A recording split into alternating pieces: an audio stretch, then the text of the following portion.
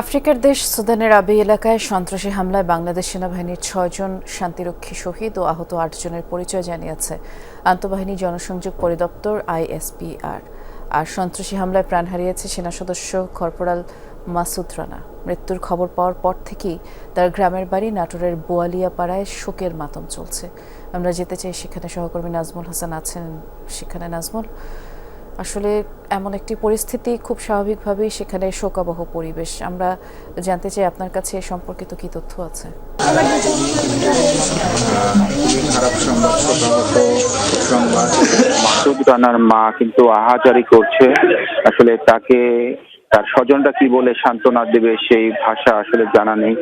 তার 3টি সন্তানই কিন্তু সেনাবাহিনীতে চাকরি করেন এবং আমরা কিন্তু এসেছি নাটোরের একেবারে প্রত্যন্ত গ্রাম বোয়ালিয়াপাড়া গ্রাম। নাটোর শহর থেকে অনেক দূরে প্রত্যন্ত গ্রাম, সেই গ্রামে এসে যে বিষয়টি জেনেছি যে এই কৃষক পরিবারের সন্তান। এই কৃষক পরিবার থেকে তারা 3 ভাই কিন্তু সেনাবাহিনীতে চাকরি করে, অর্থাৎ আমরা বলতে পারি যে রত্ন গর্ভা মা।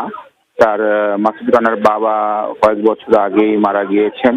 তার 3 সন্তান সেনাবাহিনীতে চাকরি করেন, এটা কিন্তু পরিবারের কাছে এবং তার গ্রামের লোকজনের কাছে অত্যন্ত গর্বের একটি বিষয় ছিল। সেই 3 ভাইয়ের মধ্যে একজন আসলে শান্তি রক্ষা করতে গিয়ে তার পরিবারে এখন সেই মৃত্যুর সংবাদ শুনে অশান্তির বন্যা বইছে। তো তারা এখানে স্বজনদের সাথে কথা বলে যে বিষয়টি জানিয়েছি যে বগুড়া ক্যান্টনমেন্ট সেনাবাহিনীর পক্ষ থেকে তাদের সাথে যোগাযোগ করা হয়েছে এবং সেনাবাহিনীর পক্ষ থেকে যে বিষয়টি বলা হয়েছে যে দ্রুতই তার মরদেহ মাসুদ রানা সহ বাকি যে 6 জন মারা গিয়েছে এবং 8 জন আহত হয়েছে বলে আমরা জানতে পেরেছি। সেই নিহতদের মরদেহ আসলে বিভিন্ন জেলায়, কুড়িগ্রাম, নাটোর থেকে শুরু করে বিভিন্ন জেলায় এই মরদেহ নিয়ে আসার জন্য সেনাবাহিনীর পক্ষ থেকে সকল ব্যবস্থা নেওয়া হয়েছে এবং তারা চেষ্টা করছেন যে দ্রুত সময়ের মধ্যেই এই মরদেহ তাদের স্বজনদের কাছে হস্তান্তর করতে পারবে। তবে কবে নাগাদ বা কখন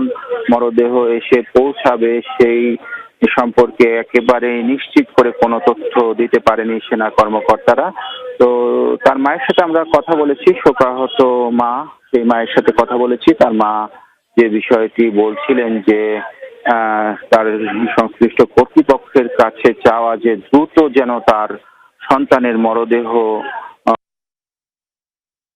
হয় এবং তার স্ত্রী কিন্তু এতটাই শোকাহত, এতটাই ভেঙে পড়েছে। একটি কন্যা সন্তানের জনক, 8 বছর বয়সে একটি কন্যা সন্তান রয়েছে। সেই কন্যা সন্তানের জনক ছিলেন মাসুদ রানা। তার স্ত্রী কিন্তু শোকে একেবারেই ভেঙে পড়েছেন, তার সাথে আমরা কথা বলতে পারিনি। সব মিলে কিন্তু খুবই শোকাহত পরিবেশ বিরাজ করছে এখানে। বৃষ্টি, যে অবস্থায় আমরা দেখছিলাম নাজমুল।